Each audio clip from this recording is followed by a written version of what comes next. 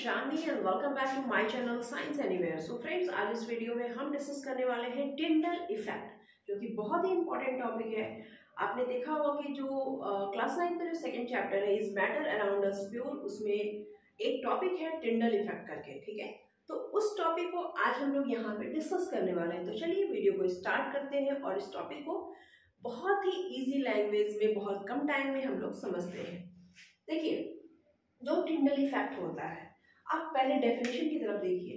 Tyndall effect क्या होता है? When beam of light passes through a colloidal solution, the tiny particles of the collide scatter the light in different directions. Because of this scattering, the path of the light become visible.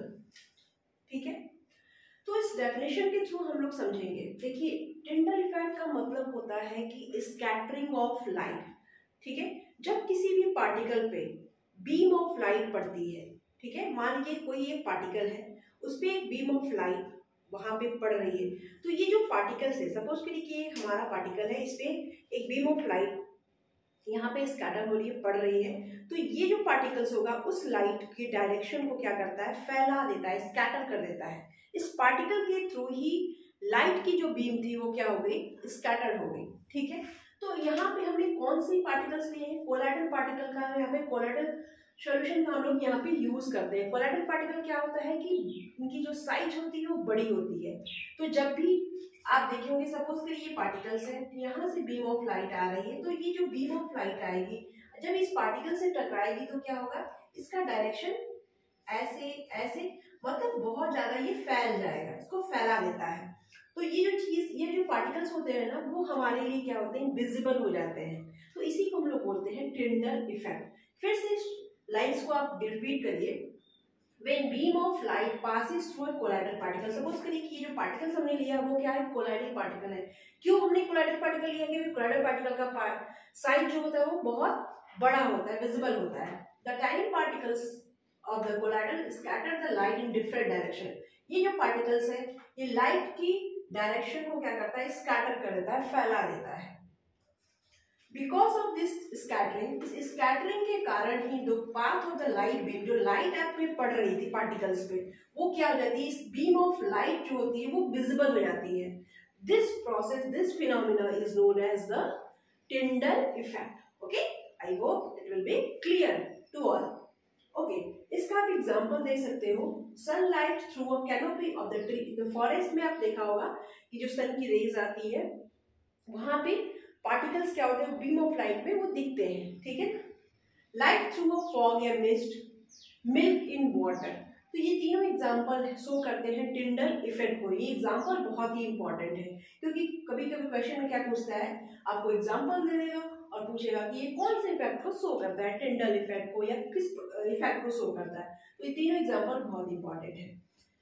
Next आती है आपकी conditions of the Tyndall effect की। Conditions क्या क्या होते हैं कि वो टिंडल इफेक्ट को शो करेगा? ऐसा क्या कंडीशन होगा या ऐसा क्या क्राइटेरिया होता है कि वो टिंडल इफेक्ट को शो करते हैं? तो पहला कंडीशन होता है the size of the particles 1 nanometre से 1000 नैनोमीटर तक होना चाहिए, जो कि कोलाइडल पार्टिकल का साइज होता है, ठीक है। इसलिए हम लोग कोलाइडल पार्टिकल में ही टिंडल इफेक्ट को देखते हैं। तो पहला हो गया size of the particle 1 nanometre to 1000 nanometre तक होना चाहिए। सेकेंड आता है आपका refractive index of the disperse phase and dispersion medium should be different.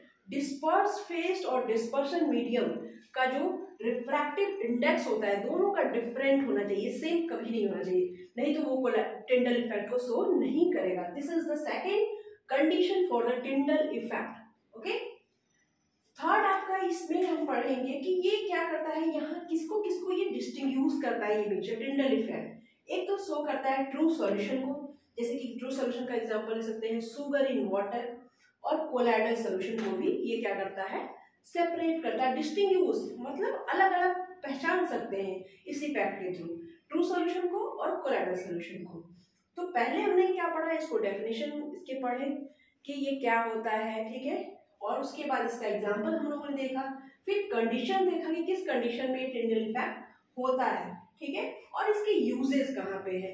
हम लोग टिंडल इफेक्ट का यूज किस पर्पस के लिए करते हैं? ट्रू सॉल्यूशन को डिस्टिंग्विश करने के लिए, कोडाला सल्फर डिस्टिंग्विश करने के लिए, ठीक है।